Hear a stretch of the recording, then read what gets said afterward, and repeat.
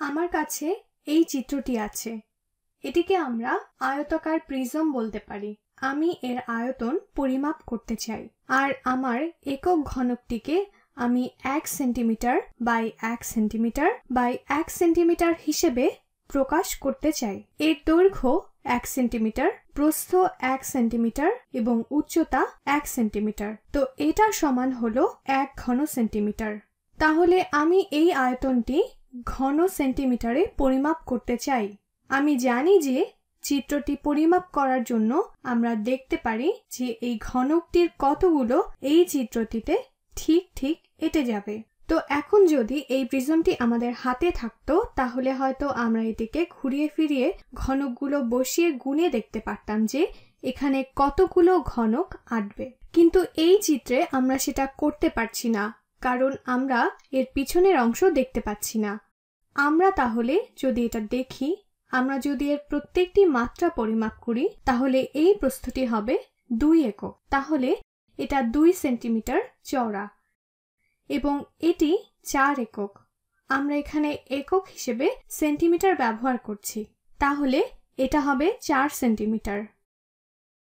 আর এর গভীরতা হলো 3 একক পরিমাণ, তাহলে এই মাত্রাটি হলো 3 সেন্টিমিটার। তাহলে চেষ্টা করে দেখি যে এই সংখ্যাগুলো থেকে এটা নির্ণয় করতে পারি কিনা যে এই আকৃতির ভেতর আমাদের একক ঘনকটির কতগুলো আঁটবে। প্রথমে আমি যে উপায়ে এটা করতে চাইছি তা হলো আমি এটাকে ভেঙে নিয়ে হিসেব করব। তো এটা হলো আমাদের আকৃতির এই ভাঙা অংশটি। তাহলে এখন এই সংখ্যাগুলো দিয়ে আমরা এই অংশে কতগুলো ঘনক আঁটবে তা নির্ণয় করার চেষ্টা করি। এটা 2 সেন্টিমিটার চওড়া এবং 4 সেন্টিমিটার উঁচু।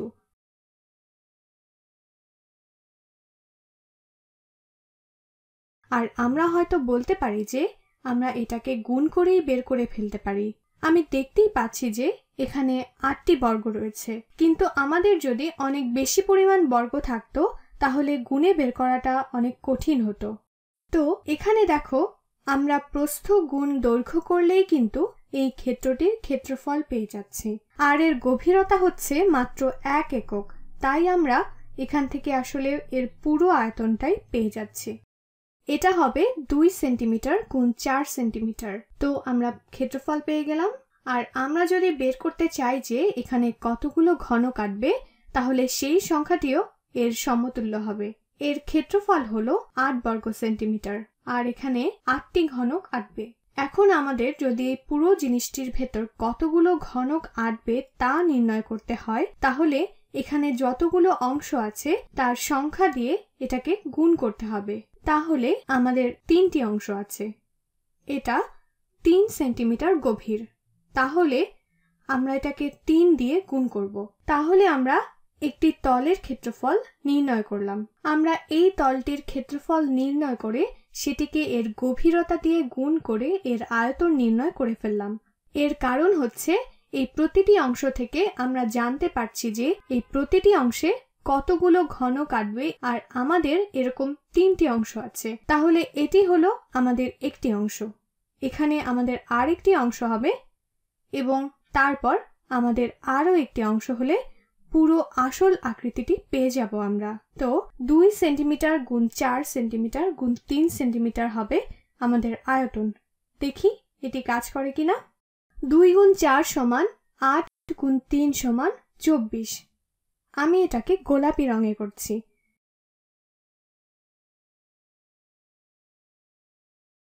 তাহলে এটা হলো 24 ঘন সেন্টিমিটার। তাহলে এটি গেল আয়তন পরিমাপের একটি পদ্ধতি। এখানে একাধিক তল রয়েছে। আমি এই তলটি নিয়ে কাজ করেছি, কিন্তু আমি অন্য একটি তলও নিতে পারতাম। আমি এখানে এই তলটি নিয়ে একইভাবে হিসেব করতে পারতাম। আচ্ছা, তাহলে এই তলটি নিয়েও হিসেব করে দেখি। এটি 3 সেন্টিমিটার বাই 4 সেন্টিমিটার। আমি এটাকে নীল রঙে করছি।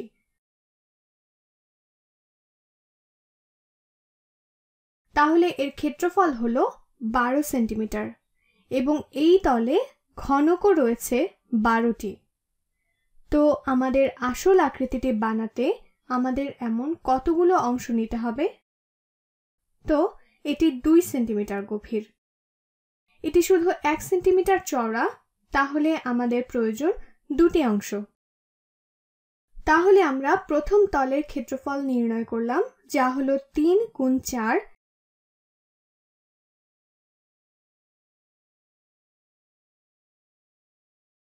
এবং তারপর আমরা এখানে কতগুলো অংশ নিচ্ছি সেই সংখ্যা দিয়ে এটিকে গুণ করব, তাহলে গুণ 2। এবং আবারও 3 গুণ 4 সমান 12, গুণ 2 সমান 24। আচ্ছা, এখানে আমি এককটি লিখিনি, কিন্তু এটি থেকে আমরা বুঝতে পারি যে আমাদের মোট কতগুলো ঘন একক রয়েছে বা কতগুলো এখানে আসবে। তাহলে আবারও এটা হলো 24 ঘন সেন্টিমিটার। এবং দেখো, আমরা এই একই কাজ এবং এখন এই তলটি নিয়ে করতে পারি। এই উপরের তলটি 3 সেন্টিমিটার গভীর এবং 2 সেন্টিমিটার চওড়া, তাহলে এর ক্ষেত্রফল হবে 3 সেন্টিমিটার গুণ 2 সেন্টিমিটার। তাহলে ক্ষেত্রফলটি হলো, আমি এটিকে একই রঙে করি, তো 3 সেন্টিমিটার গুণ 2 সেন্টিমিটার সমান হলো 6 সেন্টিমিটার।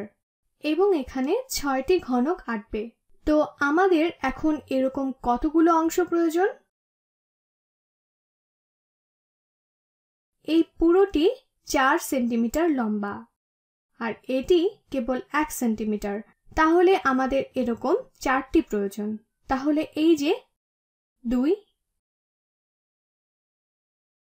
3, আমি সুন্দর করে আঁকতে চেষ্টা করছি, এবং 4।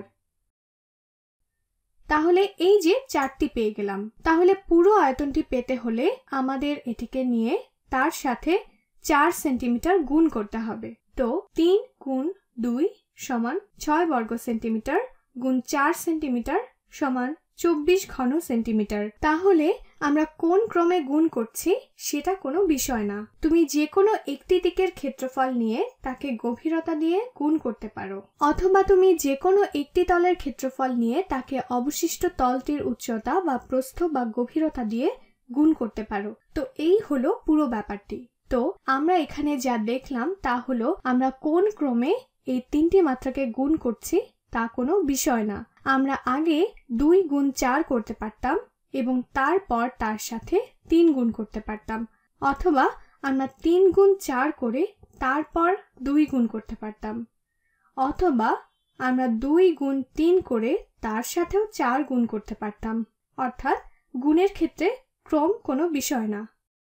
তো তোমার যদি এমন একটি আয়তাকার প্রিজম থাকে এবং তুমি যদি জানো যে এটি 2 সেন্টিমিটার চওড়া, 3 সেন্টিমিটার গভীর এবং 4 সেন্টিমিটার লম্বা, তাহলে তুমি বলতে পারো যে এর আয়তন হবে 2 সেন্টিমিটার গুণ 4 সেন্টিমিটার গুণ 3 সেন্টিমিটার, যা আমরা এখানে ইতোমধ্যে 3 বার নির্ণয় করে ফেলেছি। তো এটি হলো 24 ঘন সেন্টিমিটার।